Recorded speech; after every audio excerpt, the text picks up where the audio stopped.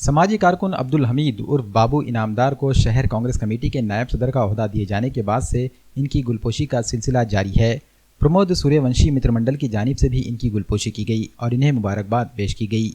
इस मौके पर प्रमोद सूर्यवंशी, प्रभाकर देशमुख, गंगाधर राव देशमुख, चंद्रकांत सोनकांबड़े, विजय भुकरे, तुकाराम देशमुख, कपिल आज़ादे, गजानंद पांचाड़, धाराजी जंगले व दीगर भी मौजूद थे।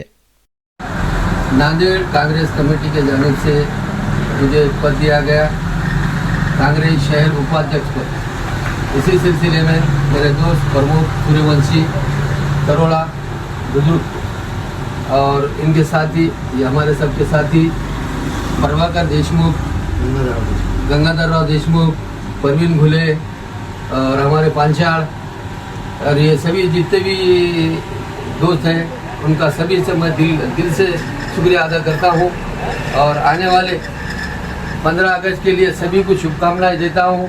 जय हिंद, जय भारत।